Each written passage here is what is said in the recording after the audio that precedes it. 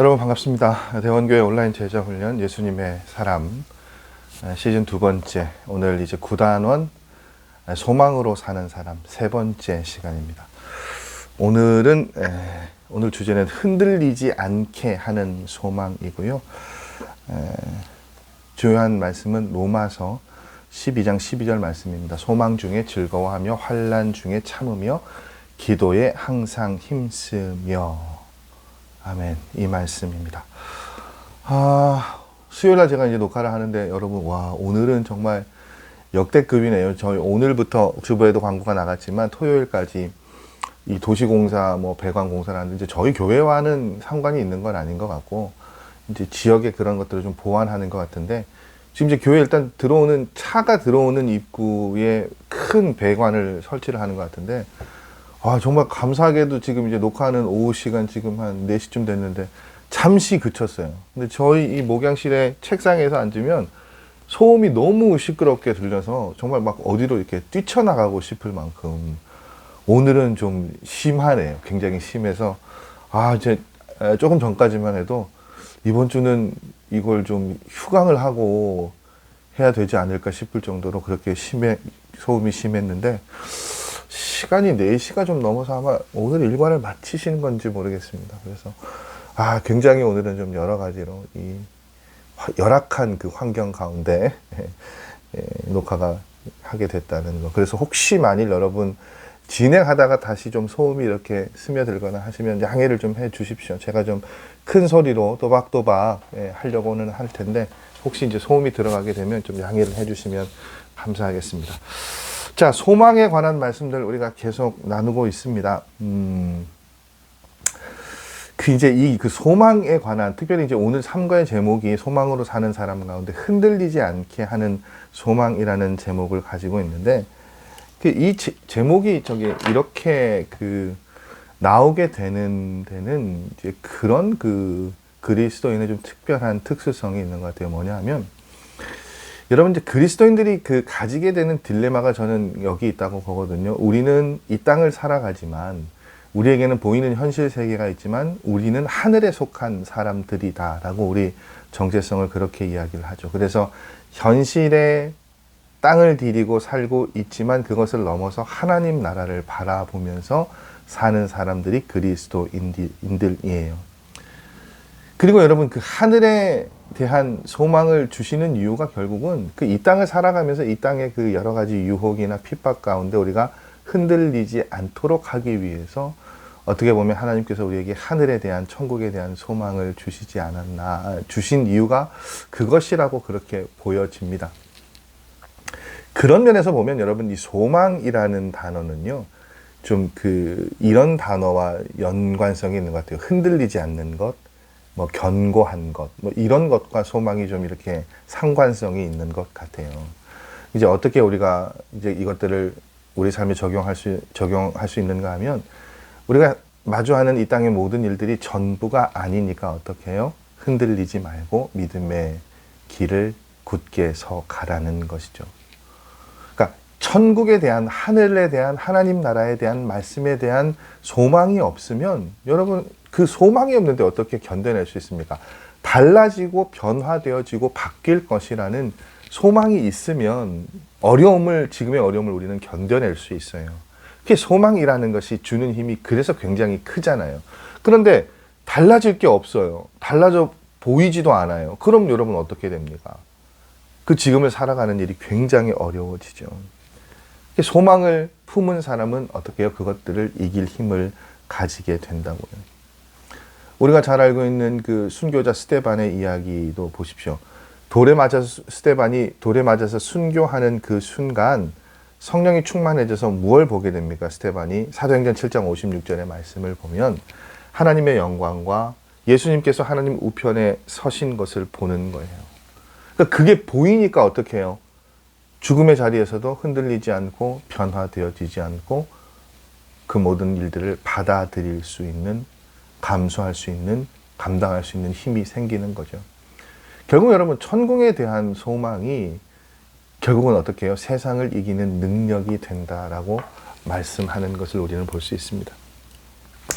여러분, 잘 알고 계시는 주기철 목사님께서 한창 그 신사참배 문제로 이렇게 고난을 당하시고 고문을 당하실 때 그 목사님을 회유하거나 협박하던 그 형사들의 그 표현 가운데요, 굉장히 집요한 이런 표현으로 목사님을 회유하거나 협박했다고 해요. 뭔가 하면 일단 첫 번째 그런 게 있죠. 너 때문에 모든 성도들이 어려움을 당하게 놔둘 것이냐. 너만 괜찮으면, 너만 숙이기만 하면 교회가 불태워지지 않을 것이다. 그러니까 고집 부리지 말고 무릎 꿇고 절 한 번만 해라. 굉장히 여러분 이게 어떻게 보면 나 하나의 그 굴욕으로 굴복으로 지키는 것이, 그러니까 교회를 지키고 성도들을 지키는 것처럼 들리잖아요. 실제로 그렇게 판단을 하신 분들도 그때 당시에 많았고요. 또 그렇게 표현을 하기도 하죠. 하나님의 말씀에도 세상 권세에 순복하라고 했다. 근데 왜 너는 그 세상 권세의 명을 어기느냐. 이렇게 또 윽박지르기도 했대요. 그런 공격들, 그런 이야기에 주기철 목사님이 어떻게 반응하셨는가 하면, 나는 분명히 이 나라의 법을 지킬 것입니다. 그러나 나는 이 땅의 시민이면서 동시에 하늘나라의 시민입니다. 그리고 이제 이렇게 말씀하시는 거예요. 먼저는 만주의 주시며 만유의 왕이신 하나님의 명령이 뭐라고요? 우선이라고요. 그래서 하나님께서 하지 말라는 우상 숭배는 하지 않을 것입니다. 모양이라도 내지 않을 것입니다. 그렇지만 이 땅의 백성이기도 하니 당신들의 법을 어긴 대가로 나를 죽이시오. 나는 죽음으로 당신들이 만든 법의 대가를 반드시 달게 받겠소. 이렇게 말씀하셨다는 거예요. 그러니까 죽음으로 이 땅의 법을 어기지 않겠다라는 말씀이신 거죠. 이 땅의 법이 이것이 잘못됐고 이 행동이 위법이라고 해서 사형을 선고하면 받아들이시겠다는 거예요. 그것으로 이 땅의 법을 훼손하지 않겠다고 말씀하신 거죠. 그러나 더 중요한 건 뭡니까? 더 우선적인 건 하나님의 법인 거예요. 다른 신을 섬기지 않고 절하지 않는 것. 이제 그게 더 우선이라고 말씀하시는 것이죠. 정말 이게 소망이 있기 때문에 흔들리지 않는 그 삶의 모습들을 참 잘 보여주신 일화이지 않을까 싶어요. 빌립보서 1장 29절의 말씀을 보면 하나님께서 우리에게 주신 은혜를 이렇게 두 가지로 표현합니다. 뭔가 하면은요, 그리스도를 위하여 너희에게 은혜를 주신 것은 다만 그를 믿을 뿐 아니라 또한 그를 위하여 고난도 받게 하려 하심이라. 하나님께서 주신 은혜가요, 그리스도를 믿는 것과 그리스도를 위하여 고난을 받는 것이 하나님께서 주신 은혜래요. 여러분, 이 지점이 참 고민해야 될 부분이지 않을까요? 우리가 하나님을 믿는 것, 그리스도를 믿는 것은 하나님께서 주신 은혜라고 반드시 당연하다고 생각을 합니다. 그런데 그리스도를 위하여 고난을 받는 것은 그걸 하나님께서 주신 은혜라고 생각하느냐? 그건 좀 다른 문제인 것 같아요. 달가워하지 않죠. 기뻐하지 않죠. 그런데 하나님의 말씀은 하나님의 자녀에게는 분명한 한 가지 증거가 있는데 그 증거가 뭐냐? 그리스도를 위하여 당하는 고난이 자신들이 가지는 특권이라는 거예요. 여러분, 이 빌립보서의 말씀은 하나님께서 우리에게 그리스도를 위한 특권을 주셨는데 그 특권이 뭐라고요? 그리스도를 믿는 것과 그리스도를 위하여 고난을 받는 것이 특권이라고요. 이걸 이렇게 표현하더라고요. 외국인이 우리나라를 와서 정착하고 살면 너무 우리나라의 모든 것이 좋아서 우리나라의 사람이 되고 싶어요. 우리나라의 그 모든 것들을 다 하고 싶어요. 근데 외국 국적을 가지고 있으면 이 사람이 우리나라의 군대에 갈 수 있습니까? 가고 싶어도 갈 수 없는 거예요. 그러니까 그리스도를 위해 받는 고난도 아무에게나 이게 주어지는 것이 아니라는 것이죠. 하나님 나라, 하나님 백성, 하나님 나라 시민권을 가진 사람에게만 이게 주어지는 거예요. 여러분은 그리스도를 위하여 당하는 고난이 그러면 이 질문을 안 드릴 수 없죠. 특권으로 믿어지십니까? 그리스도를 위하여 당하는 고난이 특권으로 생각되어지십니까? 그렇게 생각할 수 있으면 하나님 나라에 대한 영적인 눈이 열린 사람들이죠. 여러분 실제로 초대교회 성도들이 그랬잖아요. 여러 가지 어려운 일들을 당했지만 받았지만 그걸 어떻게 해요? 기쁨으로 생각을 했다는 거예요. 사도행전 5장 41절 말씀이요. 사도들은 그 이름을 위하여 능욕받는 일에 합당한 자로 여기심을 기뻐하면서 공회 앞을 떠나니라. 예수 그리스도를 위한 고난도 특권이라고 생각하는 사람들은요, 자신뿐만 아니라 어떻게 해요? 주변에 특별히 자녀들에게 그 길을 가라고 격려할 수 있습니다. 그러니까 그걸 할 수 있느냐 없느냐에 따라서 정말 그 사람이 정말로 소망을 가지고 있고 그리스도인의 길을 걸어가고 있는지 그것들이 잘 드러난다는 거예요. 여러분, 세상에 뭐 보장되어져 있는 길을 걸어가는 것보다 어렵더라도 사명의 길을 걸어가라고 말해 줄 수 있는 사람, 그 사람이 정말로 하나님 나라를 꿈꾸고 소망하는 사람이라고 이야기할 수 있죠. 어떤 선교사님이 굉장히 어려운 그 기독교를 박해하는 중동의 한 나라로 가게 되었어요. 근데 이 선교사님은 선교사로 가실 때부터 선교하다가 순교할 각오를 하고 계셨대요. 그래서 하나님께서 또 이 선교사님이 그런 마음 먹고 준비하고 계시는데 기도하는 가운데 내가 너에게 한국보다 더 아름다운 곳을 보여줄 것이다. 이 세상보다 더 아름다운 곳을 보여줄 것이다. 라고 말씀하셨대요. 하나님 나라, 그러니까 순교를 말씀하신 것이죠. 이제 그 일들을 가지고 기도하고 준비하고 계시는데 이제 본인은 준비가 되셨어요. 근데 이 선교사님에게 13살 된 아들하고 9살 된 딸이 있는 거예요. 그러니까 이 자녀들이 눈에 밟히는 거죠. 그래서 순교할 상황에 대비해야 되겠다는 생각이 드셔서 가정 예배 때마다 계속 순교의 복에 대해서 이 선교사님이 말씀을 전하는 거예요. 그러니까 어느 날 예배가 끝이 났는데 큰아들이 갑자기 이렇게 얘기를 하더래요. 아빠 걱정하지 마세요. 하나님께서 아빠가 순교하게 해주실 거예요. 이렇게 얘기를 하는 거예요. 이게 무슨 이야기입니까? 아빠가 하도 그 순교를 강조하니까 아빠, 하나님께서 아빠 순교하게 해줄 거야. 아들이 이제 그렇게 이야기를 하는 거예요. 참 여러분 쉬운 일이 아니죠. 저희 아버님이 이렇게 목회를 하실 때 뭐 여러 가지 어려운 일들, 어려운 장면들이 참 많았는데 제가 기억하는 가장 힘들고 어려웠던 장면은 뭔가 하면은요.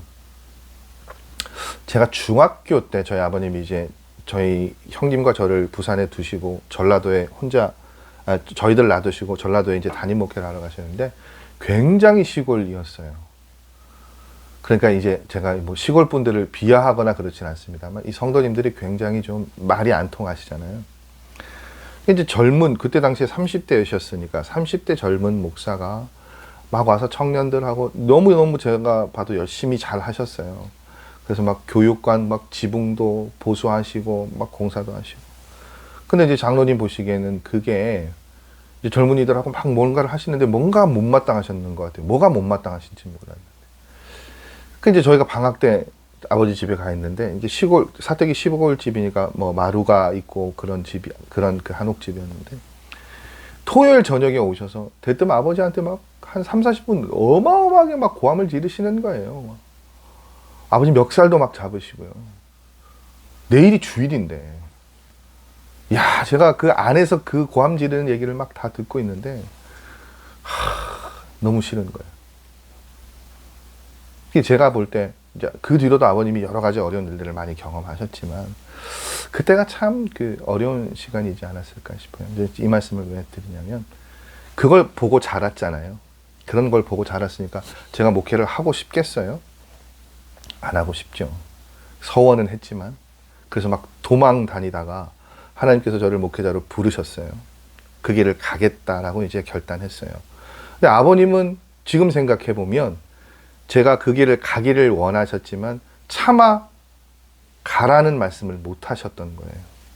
근데 제가 목회자의 길을 걸어가겠다고 하니까 지금껏 아무런 말 없이 그냥 저는 오히려 있는 그대로를 다 드러내고 표현하고 감정을 다 성도님들께 아버지 힘들게 하는 장로님 권사님 저는 청년 때 막 인사도 안 하고 막 그랬단 말이에요. 몇 번 말씀드렸지만 저희 형님 그러지 않았거든요. 그런데 저희 형님이 딱 한 번 그 얘기 하시는 거예요.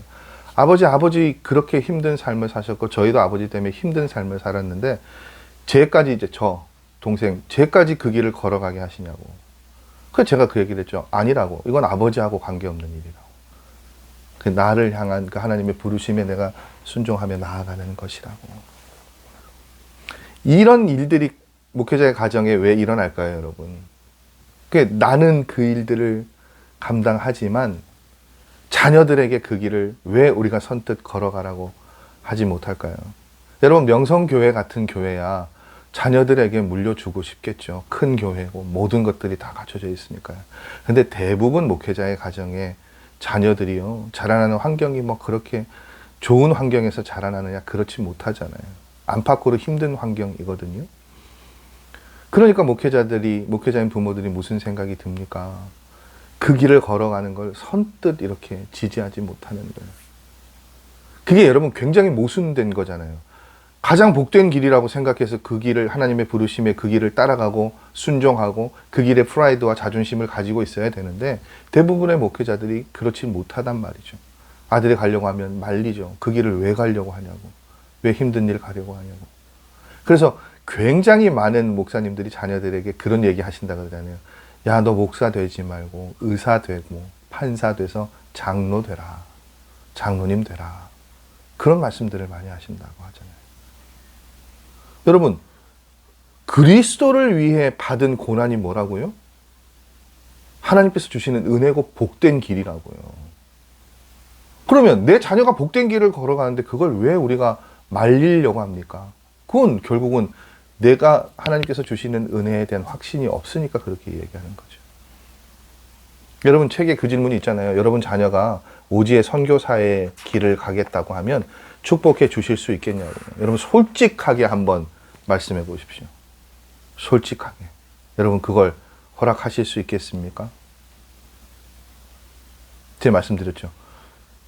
예전에 저희 그 부교육자 때 신방을 가면 권사님들이 저희가 없는데 사모들만 있는데 주일날 부임한 그 주일이나 그 다음 주일에 집으로 와요. 저희 사택으로. 그때 막 저희 전임 때 사택이 정말 형편없었거든요. 거기에 막 권사님들 몇십 명이 들어오세요.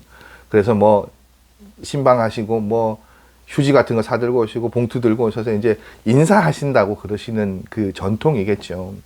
그래서 이제 그렇게 격려를 하시는데 권사님 한 분이 그 얘기를 하시는 거예요. 아이고, 내가 딸이 하나만 더 있었으면 사모를 시킬 텐데. 근데 여러분, 그 권사님 딸이 3명이고요. 시집간 딸이 1명이고 시집 안 간 딸이 2명이었거든요. 그럼 시집 안 간 딸 옥사 사모 시키면 되잖아요. 그런데 뭐라고 이야기하는가 하면 그냥 하나 더 낳으면 사모를 시키겠다는 거예요. 그건 뭡니까, 여러분? 안 시키겠다는 거잖아요. 왜요? 어려운 길이니까요. 힘든 길이니까요. 복된 길이라고 생각하지 않으니까요. 여러분, 하늘나라에 대한 소망의 메시지는 결국 뭡니까? 이 땅을 살아가는 그리스도인들, 특별히 생애 거의 끝이 다다른 그리스도인들이 아니라 청년들을 위해서 하나님께서 주시는 말씀인 거예요. 소망이 있어야 어떻게 우리가 온전하게 살 수 있고 성결하게 살 수 있고 헌신의 삶을 살 수 있거든요. 예수님을 따르면서 고난도 당연하다고 믿으면 그 삶이, 여러분, 그 삶 자체가 세상을 향한 메시지가 돼요. 정직하게 살다가 가난하게 된다면 하나님의 나라에 가서 부요하게 살면 된다. 하나님의 말씀을 따라 살다가 세상에서 실패하게 되었다면 하나님 나라에 가서 영광과 상급을 받으면 된다. 여러분, 그리스도인들이 이런 믿음의 자세로 이런 믿음의 자세로 살아가게 되면 반드시 하나님께서 역사하십니다. 하나님께서 변화시켜 주세요. 이게 그리스도인들이 인생에서 성공하는 참된 길이라고요. 하늘의 천국의 소망을 품으면 이 땅 가운데 욕심이 사라지잖아요. 지난 시간에 저희 얘기 그 밭에 감추인 보화를 발견한 농부 이야기 봤잖아요. 그 밭을 사기 위해서 지금 자기가 갖고 있는 소유를 다 판다니까요. 욕심을 부리지 않아요. 왜냐하면 그 밭 안에 있는 그 보화의 가치를 알기 때문에요. 여러분, 한 목사님이 1990년도 초반에 중국 여행을 다녀오시면서 쓰신 글이 있는데 그게 뭔가 하면 1991년도에 중국을 처음 이 목사님이 하시게 됐대요. 근데 이때만 해도 중국이 막 그 경제적으로 이제 막 붐업이 되기 시작했던 그런 시간인 것 같아요. 그러니까 이 목사님을 안내하시던 분이 그걸 자랑하고 싶으셨던 거예요. 그래서 막 이 목사님 일행을 다니고 중국 그 옷들, 가전제품들 이런 거 판매하는 곳에 가서 막 구경하시라고 얘기를 하는데, 여러분 이 목사님을 비롯한 여러 일행들의 반응이 어땠을까요? 시큰둥하죠. 왜냐하면 한국에서 갔잖아요. 중국의 1991년의 수준과 한국의 1991년의 뭐 생활이나 경제적인 모든 부분의 수준이요, 격차가 많이, 그때는 지금보다 더 심했을 거 아니에요. 더 좋은 물건들을 이미 일상생활에 많이 누리고 보유하고 소유하고 경험하고 살아가고 있는데, 그 이제 막 그런 시선으로 보기에는 중국 사람들이 자랑하는 그것들이 뭡니까? 조잡스럽잖아요. 치프하잖아요. 그런 것들을 자랑한단 말이죠. 여러분, 우리가 정말로 구원의 확신을 가지고 하나님 나라의 삶을 살아간다면 이 땅에 사는 동안 어떻게 해요? 욕심 부리지 않고 삶을 살 수 있다고요. 그 목사님이 중국에 가서 그런 상황들을 보면서 그런 깨달음을 얻으셨대요.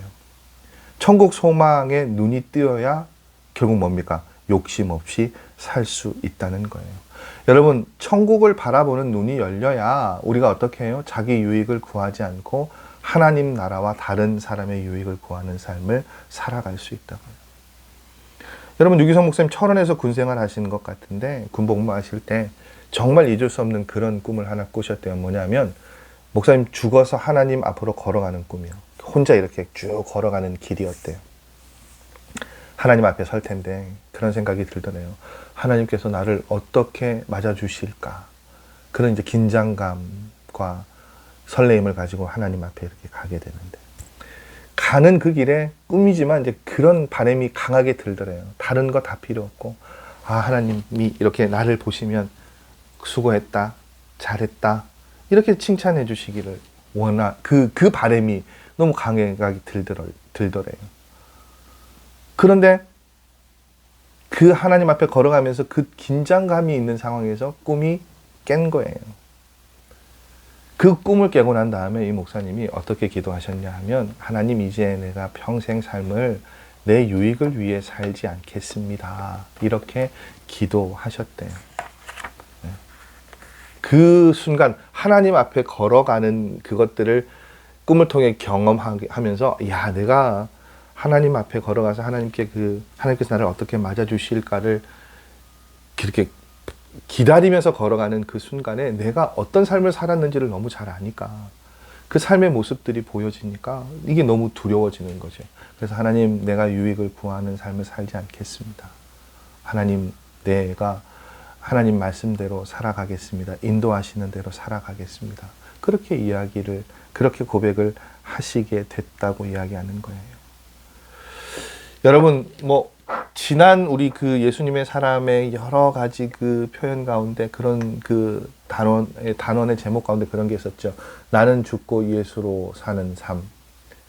그게 참 우리가 어렵게 여겨질 때가 있고, 왕이신 그 주님께 완전히 순종하며 사는 것이 어렵게 느껴질 때가 있어요. 그게 어렵게 느껴진다면 여전히 우리는 소망의 눈을 뜨지 못했기 때문에 그것들이 어려워지는 것이라고 말씀하고 계십니다. 여러분, 천국의 소망을 가지면요, 십자가는 영광이고 복이고 은혜라고 이야기를 하죠. 그리고 십자가의 삶은 소망이 넘치는 삶이라고 그렇게 이야기할 수 있습니다. 여러분, 정말로 하나님의 나라에 대한 소망이 있는지, 그 소망이 있다면 그 소망이 여러분 삶 가운데 어떻게 작용한다고요? 삶이 흔들리지 않고 굳건한 믿음으로 세워져 가는 삶이 되어진다라고 그렇게 하나님의 말씀은 이야기하고 있습니다. 오늘 말씀은 그걸 우리에게 이야기하고 증명하고 있어요. 하나님께서는요, 우리에게 천국에 대해 소망을 주십니다. 소망을 주시는 이유는요, 이 땅 가운데 일어나는 여러 가지 유혹이나 핍박에 흔들리지 않도록 하시기 위함이라고 말씀하고 계십니다. 그것뿐만 아니라 여러분, 천국에 대한 소망은 세상을 이기는 능력이 되죠. 여러분, 고난도 특권으로 여기는 사람은 하나님 나라에 대한 눈이 열린 사람이라고 이야기합니다. 이 눈이 열리면요, 이 땅 가운데 무언가를 가지고자 하는 욕심이 사라지게 되고, 그러면 자기 유익을 구하지 않게 되고 하나님 나라와 다른 사람의 유익을 구하는 삶을 살게 된다고 이야기하고 있죠. 여러분, 천국 소망을 가진 이에게 십자가는 영광이고 기쁨이고 자랑입니다. 저는 오늘 이 구단은 삼가의 말씀을 준비하면서 스스로 이제 저도 그런 질문을 해보게 돼요. 저희 아이들이 목회자의 길을 걸어가게 된다면, 저 주변에서 우리 집사님들도 성도님들도 그런 말씀들 많이 하시잖아요. 목사님 아들이 3명이나 되는데 하나는 목회자 시키셔야죠. 그럼 전 그냥 우스갯소리라도 그렇게 제가 얘기를 하잖아요. 아유, 안 하려고요.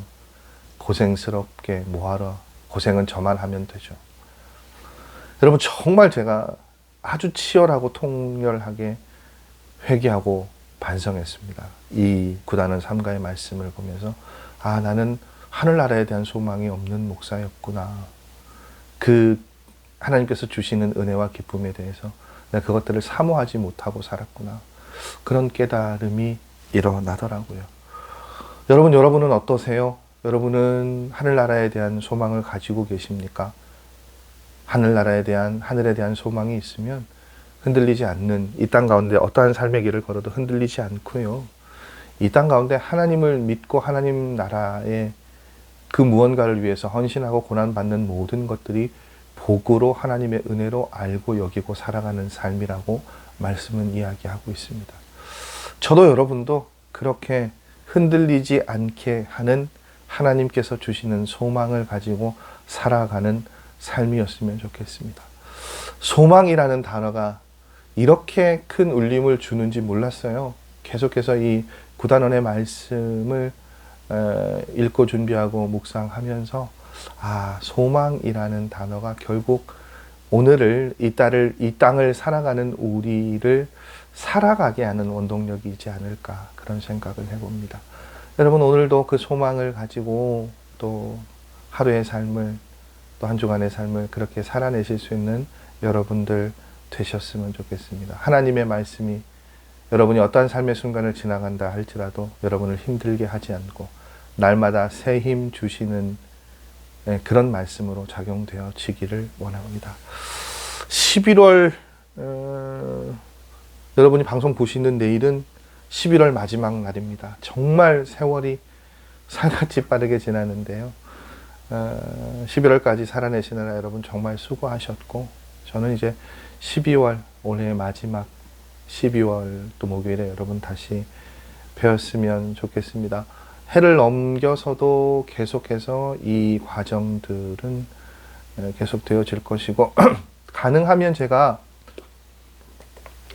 내년에는 이 선한 목자교회에서 하는 이 예수님의 사람이나 혹은 날마다 주님과 동행, 우리 이제 이 다음에 우리가 해야 될 것들, 그 세미나를 한번 좀 다녀와서 조금 조금 준비를 해서 여러분과 이 과정들을 함께 나누고 싶어요. 계속해서 조금 더 많은 성도님들이 이곳을 통해서 말씀을 좀 잘 가까이 하시고 들으실 수 있는 그런 시간들이 있으셨으면 좋겠습니다. 어제 제가 그 목회 세미나를 하루짜리를 잠깐 미래 목회 준비 세미나를 좀 다녀왔는데, 여러 목사님의 강의 가운데 그런 강의를 하신 게 굉장히 인상적이었어요. 옛날에는 교회라는 공동체를 위해서 개인을 희생시키는 일들이 자연스럽고 그게 아주 당연한 요구였는데, 앞으로는 이제 교회 안에 개인의 삶을 어떻게 회복시키느냐에 따라서 교회가 달라질 것이다. 그러니까 이게 뭐냐면요, 옛날에는 회사를 위해 개인이 충성하는 것이 잘하는 삶이었다는 거예요. 근데 오늘날 기업들은요, 여러분, 각 사원 한 사람 한 사람이 여러분이 행복해야 회사가 행복하고 힘이 납니다. 이렇게 패러다임이 전환되었다고 하는 거예요. 그래서 그것들을 그대로 이 교회에 접목시켜 보면 결국 여러분, 이 예수님의 사람이라는 제자 훈련을 하는 이유는요, 교회를 위해서인데요. 교회를 위해서 왜 그럼 이걸 하느냐? 이 말씀을 듣고 여러분이 조금 더 깊이 하나님과 여러분 개인이, 저도 그렇고 여러분이 하나님의 말씀에 조금 더 가까이 다가가고 그래서 성숙되어지고 변화되어지는 일들을 통해서 교회가 변화되어지는 것. 여러분 저는 그것을 꿈꾸면서 이 제자 훈련을 계속 하려고 합니다. 그래서 여러분들 때로는 듣다 보면 지치실 때도 있고 저도 준비하다 보면 지칠 때도 있지만 그때마다 잘 이겨내셔서 이 제자 훈련을 통해서 여러분들 한 분 한 분의 삶에 말씀의 풍성함이 덧입혀지고 덧입혀지셔서 그것들이 교회라는 공동체를 통해서 아름답게 그렇게 표현되어지는 그날까지 여러분 계속해서 이 일들 저와 함께 하셨으면 좋겠습니다. 그래서 저는 기쁜 마음으로 감사한 마음으로 일들을 하려고요. 또 수요일만 되면 오늘 또 녹화해야 되는데 이게 아니라 기쁜 마음으로 여러분들 만날 수 있도록 준비하고 그렇게 뵙도록 하겠습니다. 오늘도 수고하셨고요. 다음 주 이제 12월 첫째 주 목요일에는 구단원 4가 다가오는 하나님 나라라는 제목으로 소망에 관한 말씀들 계속해서 이어가도록 하겠습니다. 다음 주 이 시간에 다시 뵙겠습니다. 여러분 수고 많으셨습니다. 안녕히들 들어가십시오.